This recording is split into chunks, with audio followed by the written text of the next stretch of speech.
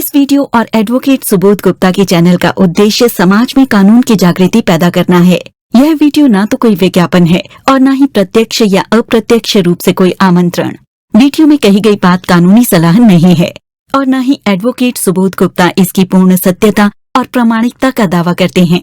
यह वीडियो अगर शिक्षाप्रद लगे तो लाइक, सब्सक्राइब और शेयर करना मत भूलें। जय हिंद। यदि आप एक विवाहित महिला हैं और आपके ससुराल वालों ने आपको इतना परेशान कर दिया है कि आपको अपना ससुराल छोड़ना पड़ गया है या उन्होंने आपको घर से बाहर ही निकाल दिया है और आप अब मजबूर हैं अपने मायके में रहने के लिए या अलग से किसी भी तरह से आप अपना गुजारा कर रही हैं, अपने बच्चों को पाल रही हैं, तो ये जो छोटा सा वीडियो है, इस वीडियो में मैं आपको कुछ कानूनी प्रावधान बताऊंगा जिससे कि आप अपना भरण पोषण का गुजारा भत्ता, मेंटेनेंस कहते हैं जिसे इंग्लिश में सरल भाषा में, वो क्लेम कर सकते हैं अपने हस्बैंड से। सबसे पहला जो प्रावधान है वो बहुत पॉपुलर है, उसे सरल भाषा में कहते हैं 125 का case. CrPC criminal procedure code की धारा 125 के तहत आप उसके ऊपर मेंटेनेंस का केस फाइल कर सकते हो। सेक्शन 125 में मेंटेनेंस का केस फाइल करने के लिए सिर्फ ये एक कंडीशन है कि आपने जो अपने पति का घर, अपने ससुराल का घर जो छोड़ा है वो बिना पर्याप्त कारण के ना छोड़ा हो। यानी ऐसे ग्राउंड होने चाहिए, लीगल ग्राउंड, वैलिड ग्राउंड होने चाहिए आपके पास कि क्यों आपको वो घर छोड़ना पड़ा।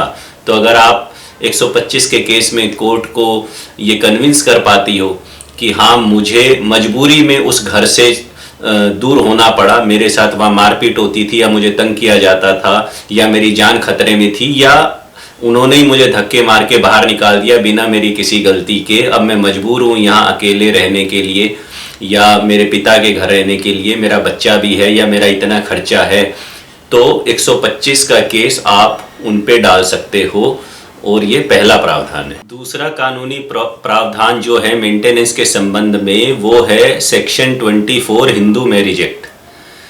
अब हिंदू मैरिज एक्ट की सेक्शन 24 के तहत भी यदि कोई मुकदमा चल रहा है आपका अपने पति के साथ, कई बार क्या करते हैं कि जब महिला घर से बाहर जाती है तो पति जानबूझ के उसके ऊपर एक केस डाल देता है जिसे सेक्शन 9 का केस कहते हैं, दाम्पत्य अधिकारों की पुनर्स्थापना। सरल भाषा में इसका मतलब होता है कि मैं अपनी पत्नी को वापस बुलाना चाहता हूं पर वो बिना किसी कारण के मुझे छोड़ के चली गई है, उसे वापस बुलाया जाए। तो कई बार पति इस तरह का केस फाइल कर देता है। तो अगर आपको भी वो केस लड़ना पड़ जाए या और अन्य कोई भी लिटिगेशन, कोई केस आपका कोर्ट में चल रहा है, तो सेक्शन 24 के तहत आप ये कोर्ट से रिक्वेस्ट कर सकती हो कि इस केस को लड़ने के लिए जो लिटिगेशन एक्सपेंस हैं, जो फीस है, जो खर्चा है, वो मुझे दिलवाया जाए और साथ में मुझे मेंटेनेंस भी दिलवाया जाए जब तक ये केस चल रहा है।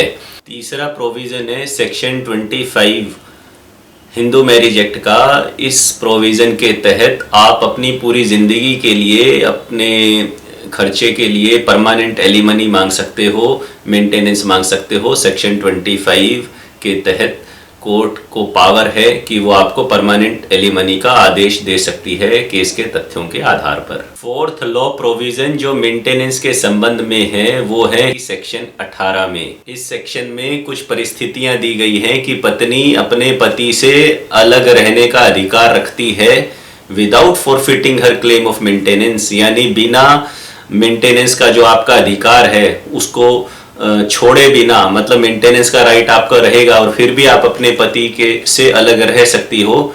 और उसमें नीचे कुछ अवस्थाएं दी गई है सेक्शन 18 में कि जैसे कि आप कब अलग रह सकती हो कि आपके पति ने आपको बिना किसी कारण के छोड़ दिया हो या आपको नेग्लेक्ट कर रहा हो या आपके ऊपर किसी तरह की क्रूलिटी की जा रही हो, मारपीट की जा रही हो, आपको प्रताड़ित किया जा रहा हो और भी उसमें कुछ दशाएं हैं। तो आप सेक्शन 18 के तहत भी जहां पर एप्रोप्रिएट हो मेंटेनेंस के लिए एप्लीकेशन फाइल कर सकती हो। पांचवा अत्यंत महत्वपूर्ण प्रोविजन जो मेंटेनेंस के बारे में दिया गया है वो दिया गया है डोमेस्टिक वायलेंस एक्ट 2005 की सेक्शन 20 में, रेड विद सेक्शन 12। सेक्शन 12 के अंतर्गत आप एप्लीकेशन दे सकती हो कोर्ट में कि भाई मुझे मेंटेनेंस दिया जाए। ऑनरेबल कोर्ट को ना केवल मेंटेनेंस देने की पावर है सेक्शन 20 के तहत, बल्कि अगर आपके साथ कुछ इस प्रकार की हिंसा हुई है कि आप कुछ काम धंधा पहले करती थी अब वो नहीं कर पा रहे हो, जॉब पे जाती थी आप अब नहीं जा पा रही हो, तो आपका लॉस ऑफ अर्निंग हो गया, आपकी कमाई का नुकसान हो गया, उसको भी कंपनसेट किया जाए। आपके हाथ में फ़ोन था, फ़ोन उठा के तोड़ दिया या आपकी कोई और चीज़ तोड़ दी, उसका भी कंपनसेशन दिया जाए। बच्चे के लिए भी मेंटेनेंस दिया जाए। आपको चोट लग गई तो आपको इलाज कराना पड़ा, उसके मेडिकल एक्सपेंस दिए जाएं।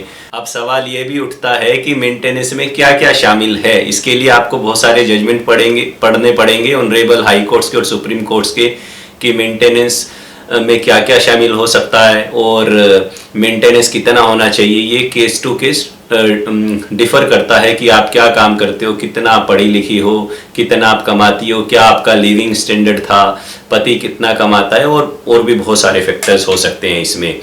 हालांकि सेक्शन 3B में मेंटेनेंस डिफाइन किया गया है। इसमें कहा गया है कि मेंटेनेंस में क्या क्या इंक्लूड है, बता रहा हूँ आपको, कि फूड खाना शामिल है, क्लोथिंग कपड़े शामिल हैं, रेजिडेंस यानी रहना भी शामिल है, एजुकेशन भी शामिल है, मेडिकल अटेंडेंस भी शामिल है, ट्रीटमेंट कोई भी बीमारी हो उसका इलाज भी शामिल है, और यदि अनमेरिड डॉटर है तो उसके ब्याह का, शादी का रीजनेबल खर्चा भी शामिल है।